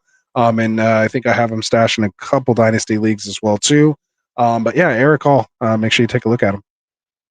Nice. I like him. Who do you got? I'm looking at Hunter Henry, 24% Yahoo, 11% ESPN, putting up some decent numbers over there. And I know that at this point, with the way the tight end landscape is, I mean, this guy's like up there in targets. 8 of receptions, 12 targets, 109 yards. Hopefully he gets a touchdown here. But I like the 109. I mean, 12 targets, it's a lot. Over there in New England. They're obviously, targeting them as the weaker quarterbacks or the setup that they got. Only 24% on Yahoo, 11% on ESPN. So definitely let's take a look at him. There you go, Hunter Henry. One of my most drafted tight ends in best ball. So I definitely had a good week in a lot of my best ball teams there. Unfortunately, didn't do anything the week before. So a lot of those teams I had him on didn't really do that great. So we'll see. But nobody's really doing good at tight end unless you had Isaiah Likely or George Kittle. Terrible. Yeah. All right. So good stuff. So that's our top waiver wire ads. We appreciate you guys for checking that out with us. So let's get into what you guys all came here for. Some live Q&A. So if you have your questions, drop them in the chat. We're going to scroll back up to the top here and just kind of go down until we get to the end. If you want to jump in front of somebody, you can always drop us a super chat, or if you just enjoy what we're saying and the info we're sharing with you guys, we'd appreciate the support as well. You can always just drop us a super chat and say, good job, fellas. So we won't mind that as well. But let's get to it, man. So Season was back in here. One of the first questions here, just saying, does that last drive for the Falcons give you guys more confidence or still a major worry? Let's answer it. I think at the time we were talking about Drake London. So answer just Drake London in itself, or just as far as the Falcons offense as a whole, maybe that trio of Cousins, Bijan, or quadruplets. What do you say, quadruplets? With Pitts, if you want to throw that in there as well too. I think that gave me more confidence in the Falcons. I think, again, as I mentioned, it was a get-right game for them. And, Kirk Cousins even said right after the game, they're still, working on things. There's room for improvement. And, I'd like what, again, what he did, just that final drive, they were just 10, 20-yard chunks. They didn't have much time. The Eagles did mess up by that whole pass to Barkley that he dropped, that he didn't make a catch on. It's and brutal. Left all that time on there. They should have just ran the ball one more time. What was so hard about that? Literally, what was so hard about that? Could have put that game away. Sirani, good for him. I'm glad they lost. It open for them. So glad they lost. They got what they deserved. To seem like. Hold on, let me click. But yeah, no, it gives me more confidence in the Falcons and the Falcons players. Like I said, I'm willing to even start taking a look at Darnell Mooney, who's hardly even owned. So there you go. Good stuff. Season, just my quick take on that. it gives me a little more confidence because again, we knew it was going to take a little time with Kirk Cousins coming back from that Achilles. So I think if we kept seeing it, after a couple weeks, then we'd say, okay, maybe he's not ready. Maybe we're calling for Michael Penix Jr. But you'd like to see what they built off of there. This could be one of those wins that gets them, pumped up going into the link and getting a big win like that. I don't know if you guys saw pregame, but Ray McLeod went in there wearing an Eagles Cunningham jersey. So wow. you're going in and to the opposition with their home team's opposite team's jersey on. That's pretty crazy and wild. I don't know if I've seen that before, but that's mind games. They knew they were going in there and winning. As soon as I seen that, I was like, Atlanta got this. So they're in that right mindset. You showing up in the other team's jersey. That's awesome. So we have Ravens for show, or I always want to say Ravens for show, but Ravens show, yo. He says AJ Brown, Debo, and Puka out for the next few weeks. And his main leagues, he's hurting. Let's see. We talked about about that here. Yeah, there you go. Like Willie 77. I don't want to not answer your question, but this is more of a a kind of a trade question that we do Wednesdays and things like that, where we're trying to look at roster management and trade show, things like that. But we'll at least take a look at it real quick. I love Mahomes. Have Mahomes, Achane, Mason, Collins, London, and Bowers and Worthy. What do you think? Who should I trade? Some people or hold this lineup. Yeah, I mean, I personally really like this lineup. Like, if anything, you're not feeling too comfortable with London, then maybe you could move off of him. But Bowers is up and coming, as you probably heard throughout the show. This question was asked, when we first thought. He was obviously one of my risers. And I think, I'm not freaking out, panicking on London yet. We like, what's coming there. Achane could ball out here without Tua now, and maybe them not wanting to throw downfield. And we've seen what that offense looks like running through him, which was pretty exciting on Thursday. Sorry for the Waddle and Hill owners. It might be a little tough. And then obviously Mason's good here for next, probably 4 or 5 weeks. So another month. Collins looks like an alpha wide receiver one right now. He's balling. And Worthy, he's just boomer bust, man. Like, you got to just deal and live with that. And you have the stack with Mahomes, so he's going to win you weeks, and you just hope he doesn't lose you weeks. But you have other guys who can win you leagues. So personally, I'd kind of hold with this core right here, and maybe just kind of shore up your bench and your depth behind that. But I feel comfortable rolling this lineup out every week. Especially with the landscape of injuries, the fact that you've managed to capitalize off that, it looks like, with Mason, or maybe he is the CMC owner as well. I'd like it even more if he has someone like CMC coming back to this lineup. I think the other thing that you could do is wait for a good week on Worthy and see if you could trade off, or even London now if you're not comfortable with them. I think that after this game, you should feel a lot more comfortable that they were able to come down March, get that win, and just hold their own against Philly. I mean, Philly's got a good defense, good offense, everything's going. Pretty good team over there. It's not an easy win to go away and get that win at that. For sure. So, you know what I mean? So I think you should be better. For sure. Joe Lewis, what's up, Joel? How's it going, man? Oh yeah. First he said Steeler Allen. We didn't get a chance to talk about Allen, and I wanted to mention, because I think I even like Keenan Allen. Are we talking about Keenan Allen? Braylon Allen. Oh, Braylon Allen. That's right. Allen. 2 touchdown game. 9 for 56 with 2 touchdowns. He might be into Brees Hall. Brees Hall touches. So I don't know who you thinking you're going to take, Steele or Allen. At this point, I might like Allen over Steele. Tell you the truth. Yeah, I mean, if we're talking like who, I'm the only difference right now that makes him even closer is the fact that Pacheco is out for like 6 to 8 weeks. So that's why maybe you lean on Steele. But like, as we talked about throughout the show, again, this was asked before we got into the show, when we talked about all the running backs and how did we not have Allen in here? I forgot. I had it in my yeah, no, I had him too. And just like, I don't know how we made it through. But yeah, so we appreciate you, Joel. Like, we should throw you a subscribe for bringing this up and making sure we talk about him. But yeah, man, I mean, I think he's just a clear handcuff. He's one of these guys like Mason, where if Brees were to go down, which he was banged up, and one of the times he scored a touchdown, he was on the exercise bike on the sideline, getting looked at. Nothing came out. No injury designation, anything that I saw or heard. And he came back in, but he's a beast, man. He rumbles. He looks like he's an NFL running back, man. I like what I've seen in the touches he's had so far.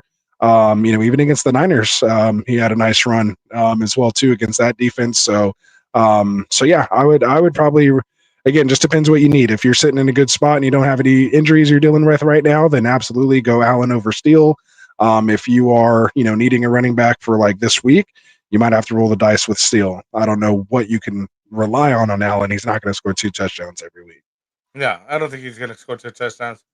I just think they might start splitting some carries over there. Maybe, you know what I mean? I Yeah. think they might want to keep Brees Hall a little fresh, a little healthier, so on and so forth. Right. To get him for the end. You can't have 100% of the touches, right? Like that just can't happen. 100. Yeah, that's not getting 100. So, but if he gets 30 to 40, Percent, 35 yeah. somewhere percent of Yeah. the touches, that's not bad. 25, 30. I'm not sure what's, again, we're still trying to figure out if it's going to be Steele, somebody else over there, P. Ryan, Ryan, CH, or Kareem Hunt. Kareem Hunt. There's a whole bunch of guys going to be happening. It's Allen if Brees goes down. Yeah, it's just he's not down. Exactly. And please don't go down. We don't need Brees to go down. We don't need that. There's already too much. Yeah, we've already dealt with enough. It's just week 2. All right, so let's get to a second question here. So we talked about it again, but it looks like he's potentially good enough to go this week. Maybe you and I both think maybe they just sit him for a week, roll with K-Makers for at least a week, with their position being division. I think they're the only 2-0 in their division right now. So, yeah. All in one show. He says trade Chase for Bijan and Pollard. So you trade if it's Chase Brown, then yes. No, I assume it's Jamar Chase for Bijan and Pollard. Are you taking this deal? And he's 0-2, and these running backs. This is Pacheco, Jacobs, Ford, Mostert are my running backs. So Pacheco goes down on him. He's got Josh. And his receivers are Flower, London, Waddle, Higgins without Chase. So the fact that maybe Higgins is coming back could potentially help you here. If London plays good, I like Flowers right now. I don't know if he's a wide receiver 1. I would like it more if Tua wasn't hurt right now. I think that really does hurt Waddle more. I think Hill's a little safer than Waddle. I'd hate to lose Chase right now. At least you're getting Bijan back. I just don't think you need it. So, I feel, I don't know what you think, but I'm good with Josh Jacobs and Bijan. Who's another receiver? So instead of getting Bijan and Pollard, can you get Bijan and somebody else? As far as a receiver goes, that's who I'd want to look at. Target in that trade. Yeah, getting another receiver back with some I'd be upside. happy with even those 2 guys for Chase. I'd take Bijan and Pollard for Chase. Would you take Bijan and Rashid Shaheed over Pollard just to not lose your depth in that wide receiver room? So if you were Flowers, London, Waddle, Higgins, and Shaheed, I'd rather somebody more for sure than Shaheed. Shaheed's a riser. Yeah, he's more like Shaheed's more like a waiver target versus a trade. Pollard's more like he got drafted and he was in there. You know what I mean? And he's the clear one. Yeah. So yeah, it would give you 3 nice running backs right now. But I'd still feel like I had someone like Bijan who he actually probably drafted ahead of Chase. So when you think about it that way, you're taking a guy who you got after Bijan and you're getting Pollard with it. It's definitely a trade in your favor. So it's a good trade. So it just depends on, do you want to feel, are you good with those wide receivers? Me personally, Ford is not doing better for you because you wouldn't have to be doing it. Yeah, but you know me with Anchor RB or Hero RB, so I'm good as long as I have Bijan and Jacobs. I feel like I'm still okay there with Ford as my RB3, and then I'd rather have that wide receiver. Pacheco and Mostert. Yeah. I don't think you can AJ Brown, but if someone, maybe you can get Puka Nacua, who's hurt right now, even. If you feel comfortable with those wide receivers, if he's the guy who has Puka or someone like that, maybe even get Justin Watson even thrown in there. You can buy low, shout out to the Wednesday show. But so you get me talking trades, guys, on Overreaction Monday. I get crazy. All right, so go Jackson. So what's going on? Just got a blockbuster trade offer. I sent Ken Walker, Zach, Sharp, Olave, HN4, Amon Ra, and Kyron Williams, Brian Thomas Jr., PPR. I have Mason and Derrick Henry. Should I do it? I'm a hard no on that. What about you? Again, hold on. Let me look at it again because that was a lot to So he's trying to send Ken Walker, Zach, Charbonnet,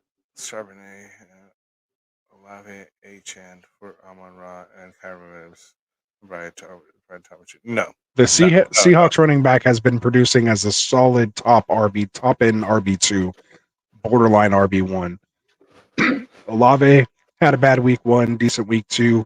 He should be doing better, especially if the offense is playing well. H-Hand's doing very H-Hand's well. blowing up. I mean, for Brian Thomas, Amon-Ra, and Yeah, Kyron. Ken Walker's the one that got injured, right? Yeah. Ken Walker I mean, got the injured, whole he didn't Rams play. team is decimated. That offensive line is decimated. Amon-Ra's banged up right Banged now. up. Kyron's doing and a little J-Mo's a bit, but not that thing. much. Yeah, and But I like J-Mo's a Brian. thing. Yeah, I like Brian Thomas, but I'd still no. It's a no. I think you're missing a piece. Like, you need another piece in there too. Like, you're giving way, way too much. So either like take some off your side. Like, if you could trade Ken Walker, or I'm sorry, if you could trade Olave and Achane for Amon-Ra, Kyron Williams, and Brian Thomas, then I would do something like that. At this point, now we Or need to see give the him- whole league, just the whole team, just to see what your needs are or why you're trying to off on these guys. Because I would not be doing that. Like, you know what I mean? Like, I'm like, what's the end point for that? For sure. Or give Mason, because CMC will probably come back. And when he comes back, like, he's going to be a league winner. So, I mean, he was drafted at the 101 for a reason. He's not going to be talented once he's healthy. Like, that talent's still there. Plus, he's not going to have 6 or 8 weeks of touches on him so far. So he's going to be fresh for the stretch run. I remember 2 years ago when he first got to San Francisco and he finally came back, played a game or 2 or whatever. He ended up to like 40, 45, and then he got injured again, though. Remember? You had him. you traded for him. Ever since, he's been fine ever since. Yeah. Well, you traded for him that year. I'm not sure if it was San Francisco or not, but you traded for an injured CMC and only got a few games out of him. Oh, yeah, but that was when he was still in Carolina. Okay. Yeah, that's what I'm trying to say. Anyway, we'll move on. Yeah. Yeah, like when he plays, he's going to get you 25 or more. It's just, is he going to play? All right. Let's see. So I think they were all kind of talking about that. What's our next question? 2K plays says, or it doesn't say. What was it again? Go ahead. I'll go back to the other one. Powers in for Laporta. Because Sam's not doing too good. Oh, okay. Yeah. So I'll get to his question. He said, "What are we thinking about DeMarcus Robinson?" We kind of talked about that during the show. I think he's the wide receiver 1 until further notice. Let's just hope the targets, follow him and he can have that type of production. But again, he's an older wide receiver. He's been in the league for a while, but he knows this offense. And let's see what he can do. He's definitely going to have the opportunity. So if you need a shot on somebody, the downside is that so many injuries over there, the Rams, like you were talking about the O-line and everybody else. Right. So yeah, he's like de facto number 1 with Kupp and Puka out. But what's the production going to be like anyways now? You know what I mean? Like their whole team is in injury situation, period. You know what I mean? For sure. Let's see. Here's Trey asking. Yeah. Oh, we were on the same one. Go ahead. I got number 1 waiver. Should I go for Bucky? Depends on who else is, out there and what your needs are. But with Rashad dealing with the groin injury, it could flare up at any time. And he's already a better rusher, I think, than Rashad White. And if he gets the full opportunity, there's really nobody behind Bucky after that. So, again, depends on who else is there. Like, I like Shaheed. I like some of these other guys maybe a little more. But I would take Bucky over any Kansas City guy. Yeah. I'm not sure. I thought he had a decent game first game. This second game, he went 7 attempts for 22 yards, 3.1 yard average. Who else? I mean, he was one of our ads last week. Did we even talk about him here this week? Yeah, we didn't even talk about him this week. Yeah. So I mean, I guess he's still only 41% owned. So I just kind of assumed everybody kind of still owned him already. Who else is out there? What are your needs? You know what I mean? Like, let's check it out. For sure. So let us know, Trey, if you're still here. We'd be happy to talk you through that. George is asking, do I pick up JSN, Shaheed, Braylon Allen, or Carson Steele? He has his whole squad here. So it looks like he has Murray, Barkley, Gibbs, Moore. I assume that's DJ Moore, Jalen Waddle, Kittle. With his flexes, Mason, his benches, Trey Benson, Gorham, Brian Robinson. Let's go, my guy, Javonte Irving, Brian Thomas Jr., A.D. Mitchell, and Zay Flowers. Let's go. You're probably going to be starting Zay Flowers. I would honestly so yes, I would. pick up one of those guys. I would pick up in this situation. Of course, I'm going to kind of stay on point. It's really close to me between JSN and Shahid. Does he have any conflicting players where he's not doubled up if he takes these guys? No, so he can pretty much take any of these guys openly without any double ups. Yeah, so I don't know, Frank. What are you between on this one? This one's tough for me between Jason and Shahid. Well, I know Waddle's going to have some issues, and that's why you're leaning for wide receiver. He's looking good with Barkley and Gibbs, and obviously Flex and Mason. Brian, I feel like his running backs are so solid. his running backs is good. The wide receivers is what he's going to need some help on. So yeah, JSN or Shahid. I need to see more JSN, and Shahid's and that offense over there in New Orleans is like beaten like no other. Like you just don't have the mentioned. volume though. He's only getting 4 catches. Yeah. I still Jackson just came off what, like 12 targets, wasn't it? They only got 4 catches because they were running so well. They're not always. That's what I gonna mean. run that He well. just had 16 targets, bro. Like 12 catches on 16 targets. Who's that? JSN? Yes. That's a lot. So, but like Shahid's like a big play guy, but yeah, I mean, 12 catches for 16 and 117. And that was also with DK Metcalf going over 100 and scoring a 56-yard touchdown and was missed on another potential 40-plus yard touchdown as well, too. I just like what this Seattle passing offense is going to do, especially with Ken Walker a little banged up. Like, maybe they tend to air it out a little more. They get Miami coming up. They get Detroit, they get the Giants, they get San Francisco, they get Atlanta, Buffalo, and then the Rams, and then a bye week. So, like, you're going to have to throw in all those games. Like, I don't know. I like what I seen. 83% snap share, up from 79% last year. I think I talked myself into JSN over Shahid even. Yeah. So, I mean, he's 81% JSN rostered. Why he didn't come up as a waiver target, but like this is a guy who needs to be owned. If he's out there, he should be on a roster. Yeah, so if you're able to pick him up, pick up JSN first. Yeah, and who am I? If we have to drop one, I don't know. Does the Barkley job get affected moving forward? Confidence? No, not at all. As far as Barkley's confidence, no. Checkmate. Now we'll take trade questions. It's just we'll probably be able to give you a better answer on Wednesday. But I mean, we'll still take it because you're here. As long as you throw us a subscribe, man. And always we'll take any question if it's a super chat. That's for sure. We won't even say, "Oh, ask this better on Wednesday." So there's always that option. But yeah. So what do you think, Frank? To wrap this one up, who are you dropping? That's what I'm getting at. Who are you dropping if you're picking up Jason? I'm dropping Corum.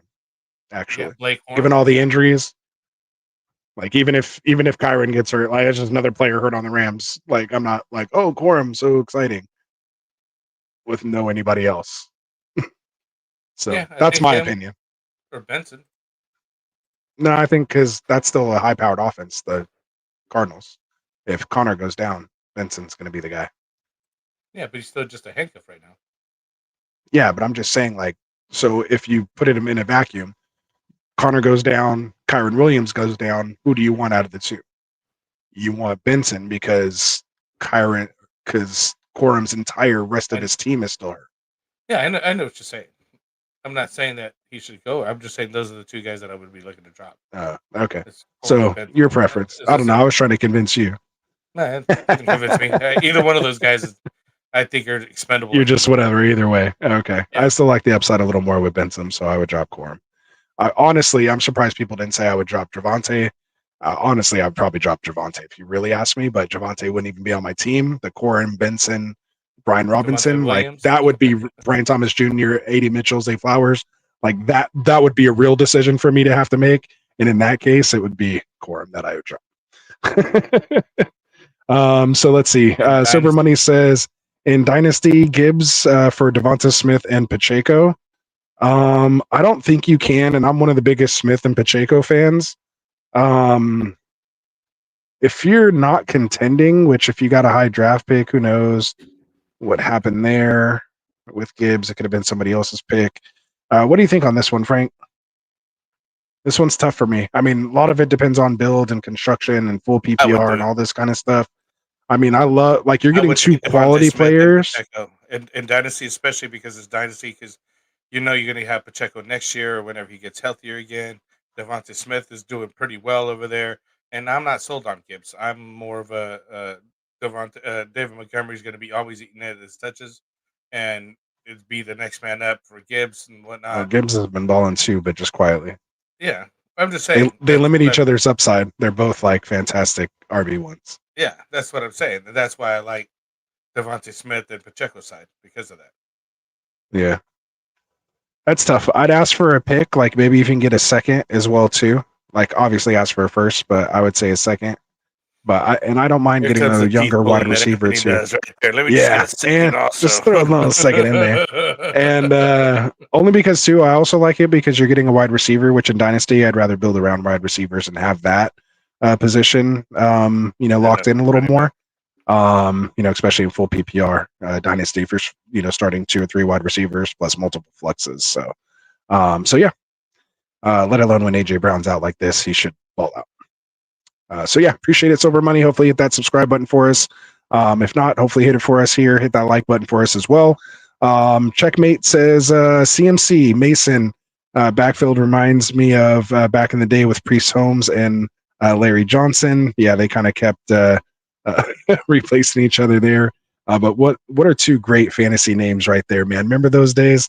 That was back when, oh God, Priest Holmes, he was like the 101s of all ones, man. Oh my God. I mean, every Kansas City offense, remember with Jamal Charles, like you wanted that running back in that offense. Going over there. That's gonna be good. That was good stuff. Let's see. We got Chompy here saying his Cardinals put the NFC on notice on Sunday. Marvin Harrison Jr. out here looking like a young Randy Moss. Let's go, baby. Go back and watch that trade episode. Hopefully you guys listen to me and put offers out for Marvin Harrison Jr. in every league that you're in to see if they were panicking, because we told you that type of talent doesn't get you can't keep that contained. It's going to burst out, man. It's going to burst out. So congratulations on your Cardinals, man. I'm a Niners fan, so naturally we're against each other. But when it comes to the world of fantasy, I'm actually the most invested in the Cardinals right now. Let's see. Any other questions you see here? Cam the Horn just mentioned his teams. Tina Rogers is neighbors for Pacheco and McLaurin. A lot of trades going on here. Yeah, no, I'm keeping neighbors. I'm keeping neighbors on that side of it. It's not great. He has tough matchups coming up. But with her Pacheco, I'm not the biggest McLaurin fan. So if you're going to take Pacheco back, I still need a better wide receiver for neighbors at the moment. So that's my opinion on it. Malik Still don't Neighbors trust is Daniel only Jones. good It over was there. just Washington. But Yeah, 18 targets. 8 targets, 8 of 10, basically. He caught 8 of 10 targets, 127 yards, 1 touchdown. Malik Neighbors. No, 18. Look at that difference. 18 targets, bro. He's the first one to do that since Puka Nacua in his rookie year. Only one to do it. Have 18 targets in a game. You would thought he did more with 18 targets, though. It's the Daniel Jones effect. Oh, that's right. 10 to 18. You see 18? Or am I tripping? I miswrote that then. Oh, okay. So you just forgot the one. It was there. Yeah. So yeah. Let's see. I feel like I missed Cam's. So yeah, we like all the targets that Neighbors is getting. So, and then you're trying to pick up a hurt Pacheco and McLaurin. So, I'm not sure if you're going for him. I guess she's going for him, right? Getting Neighbors, dropping Pacheco and McLaurin. If you could get Neighbors for that, do it. If it's the other way, don't do it. Keep Neighbors, whatever Neighbors side, do that side. Right. Tina was here. Did we miss something by Tina? No. She's putting the question marks. I don't know. She's just question mark after that, meaning like okay. Maybe that's why. So George also trade question from my squad. Should I trade Brian Robinson for Jameson? If you need a wide receiver, yeah, I think this is a pretty even trade. Both sides. Like I'd be happy either way for it, based on where you drafted these guys. They went fairly close. If you need a running back, the other person needs a wide receiver. I think it works out for the both of you guys. I think you're getting fair value on both sides. Notice this guy got the same question. Max Rogers, Neighbors for Pacheco's and McLaurin. Huh. Is that like the standard? Is that what the trade that's going on right now? Yeah, still the neighbor side for me. Neighbors. Yeah, we haven't changed from that. Keep Neighbors. All right. Do I keep Neighbors? Oh, Neighbors again. We're gonna have to put Neighbors in the trade talk on Wednesday. Do I keep Neighbors or Deontay Johnson? Yeah, we gotta let Classic Mike know. Put Neighbors in the Neighbors or Drake in the thumbnail. Just Deontay Johnson right now out of nowhere. Drake London looking to move one.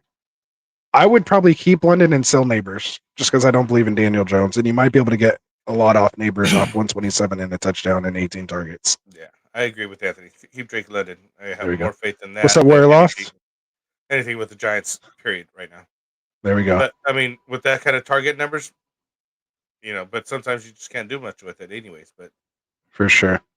He says, "How's your evening?" A lot, almost, or a lot of injuries this week, and I assume that's what he was saying. Rasta, good game this week. What's up, Wicked? I don't know which league that was, man. Did we play each other? I was just focused on me, man.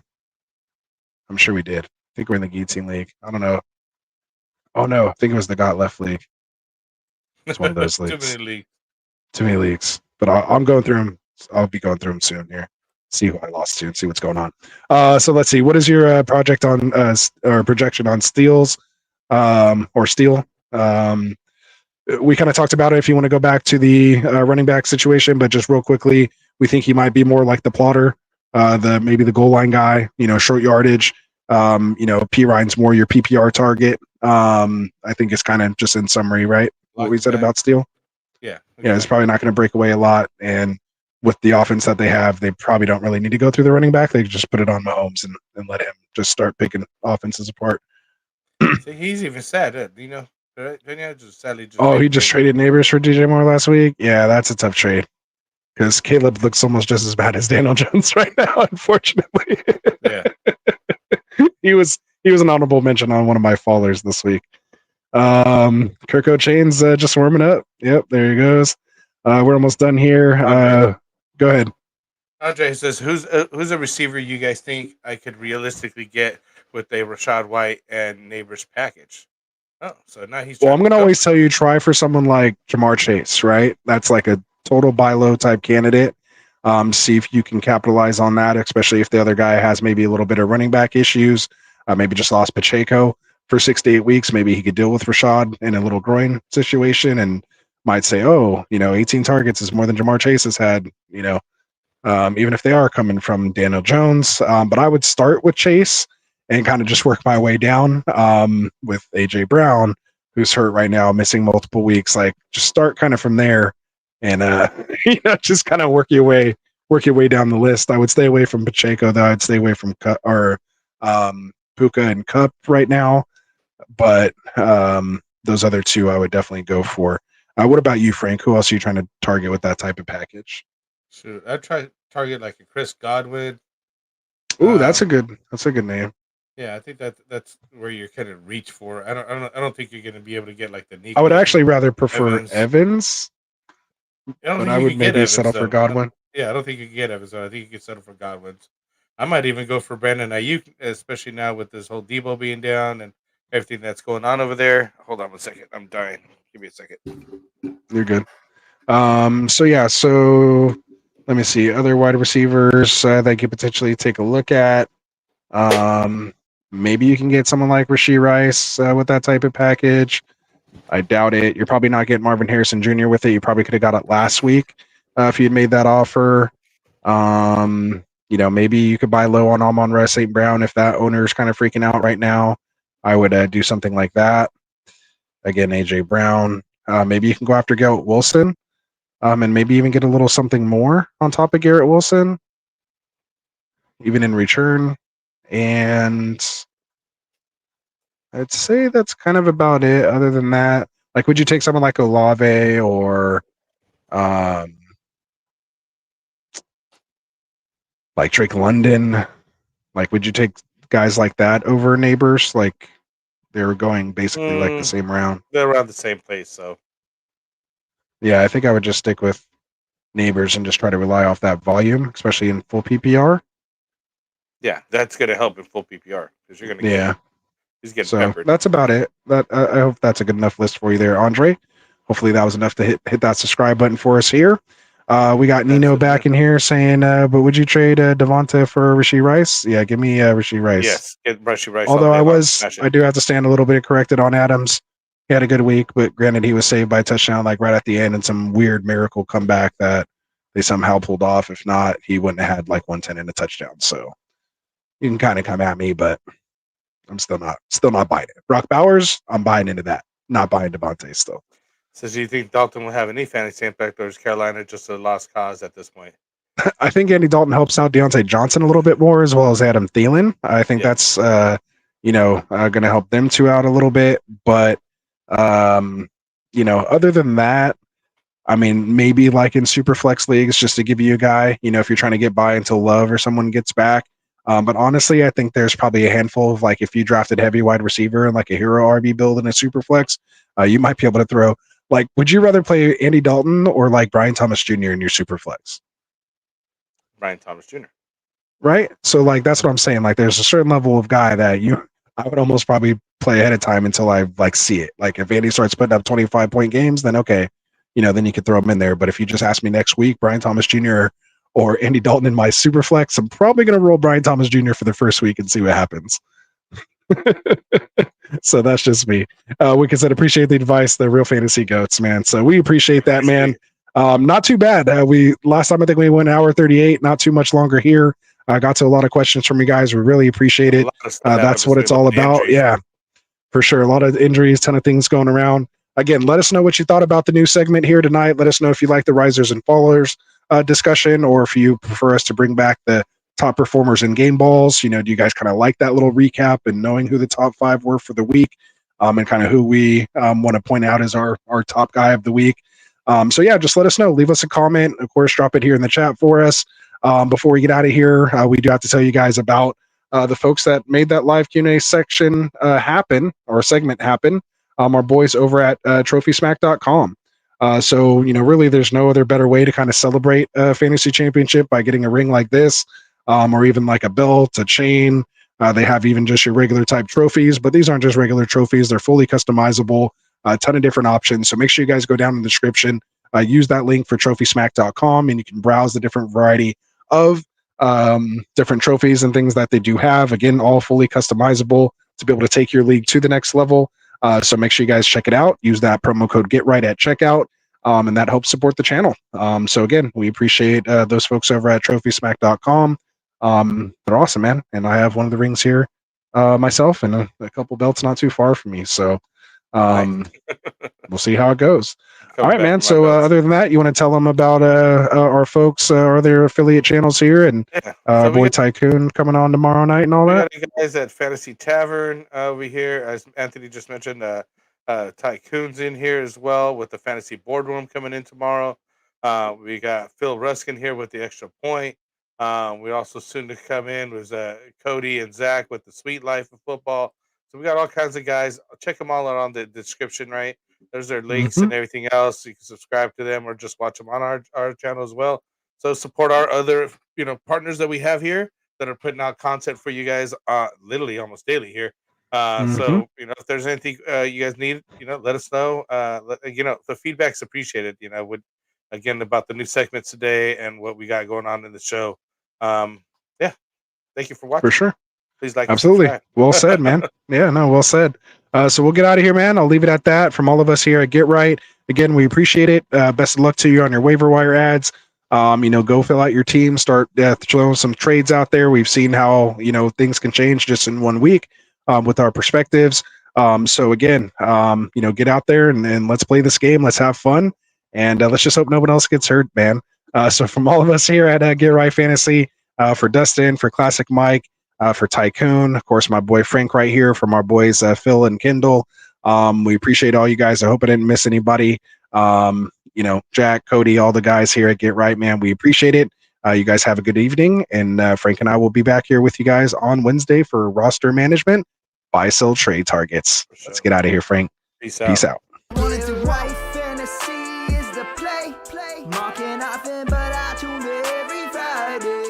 Strategies provided, I will lock in every way.